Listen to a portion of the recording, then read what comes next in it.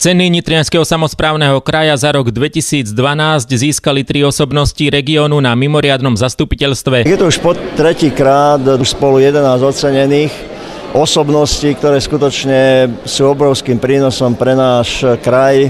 Často zdôrazňujem, že Slovensko je najbohatšie na intelekt. Najbohatšie na vzácnych ľudí, ktorí prakticky odovzdávajú tejto spoločnosti ohromnú pridanú hodnotu.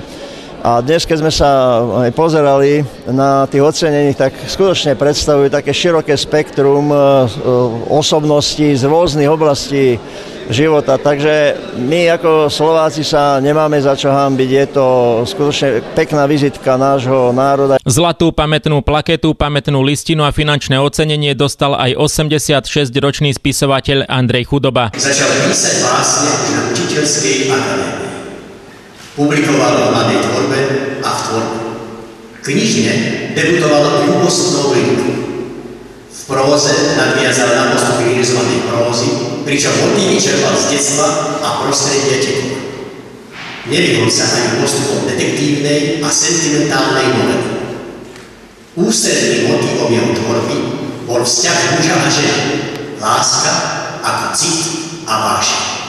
Pre obec Kukanec sa autorsky podielal na mnohých publicistických programoch a scenaristicky aj na rozhlasových a televíznych programoch o obci, kde strávil väčšinu svojho plodného života. Cenu prevzal jeho najmladší syn. Žiaľ Bohu, zo zdravotných dôvodov mal pred týždňom menšiu príhodu, ktorá mu znemožnila ako účasť osobnú. Otec je síce spisovateľ, ale občianskym povolaním učiteľ, takže viac menej ako učiteľ a s tým, ktorý píše, teda ešte popri svojom povolaní. Mňa nenútil nikto čítať, aj keď som jeho knižky čítal, ale moja matka bola knihovníčka, takže u nás to bolo ako si v rodine.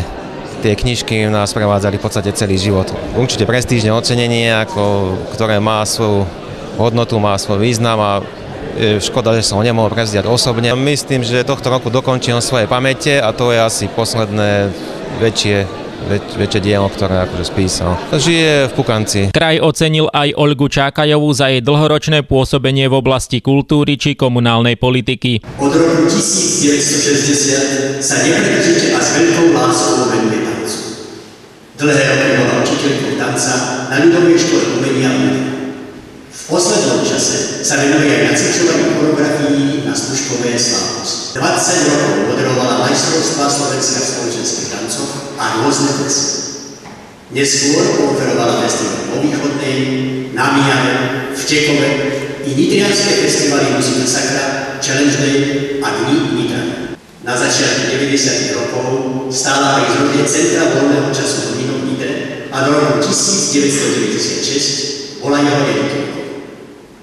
V rokoch 1997 až 1998 bola riaditeľkou Nitrianskej galérie a štátnou intendantkou kultúry. Neskôr sa stala aj viceprezidentkou Nitrianskej humanitnej spoločnosti Homo Nitriensis. Tento moment pre mňa znamená určitý pocit satisfakcie za všetky tie dni, hodiny a minúty, kedy som sa nemohla venovať svojej rodine, ale venovala som sa tým ľuďom, ktorých mám nesmierne rada a ktorých som počas svojho profesného i ľudského života stretávala. Som nesmierne šťastná, že sa mi dnes dostalo tohoto ocenenia, pretože patrím k tým ľuďom, ktorých nejako neinšpirujú a nepoháňajú do práce nejaké hmotné statky, nejaké hmotné výhody. Ja naozaj patrím k tým ľuďom a hovorím to so všetkou skromnosťou, ktorým ďakujem urobí najväčšiu radosť. Rovnako som bola šťastná, musím to spomenúť, pretože popri tomto vysokom ocenení som ešte nositeľkou jedného ocenenia, za ktoré som nesmierne vďačná a na ktoré som nesmierne hrdá. Mestské zastupiteľstvo v Nitre mi pri príležitosti mojej 70-ky udelilo čestné občianstvo mesta Nitry. Beriem to ako odmenu za to všetko, čo som od tých detí cez tú mládež, dospelých ľudí, ale hlavne teraz mojich seniorov, pretože tých neskonale milujem. Olinka Čakajová je takým mojim celoživotným vzorom. Poznám ju od mala, keď som cvičila športovú gymnastiku, tak ona moderovala všetky tie akadémie, ale najviac sme sa zblížili v roku 2002, keď som si sadla do poslaneckej lavice v mestskom zastupiteľstve. Sedeli sme spolu 8 rokov a môžem povedať, že je to úžasný človek, plný energie, elánu. Ladislava Švihela kraj ocenil za mimoriadny osobný prínos k rozvoju nitrianskeho výstaviska, podporu poľnohospodárskeho múzejníctva a organizovanie kultúrno-spoločenských podujatí zameraných na propagáciu Slovenska doma i vo svete. Mimo iných svojich bohatých aktivít sa stal organizátorom koncertu Vojvlasť moja, ktorý sa stal uznávaným podujatím a slúži na prezentáciu súborov ľudovej hudby a špičkových solistov orchestra a opery Slovenského národného divadla. Ladislav Švihel sa vo svojej tvorbe venuje motívom Nitrianskeho hradu a zátišia. Aj v tejto oblasti umelecky zvýrazňuje svoj vzťah k rodnému mestu a krajinu. Výstavy jeho diel sa realizovali aj na slovenských veľvyslanectvách v Ríme, Aténach, Paríži, Štokholme a v Budapešti. Pán Ladislav Švihel je nositeľom najvyšších štátnych vyznamenaní. Tak je krásne, že si ma všímajú aj tam, kde som sa narodil.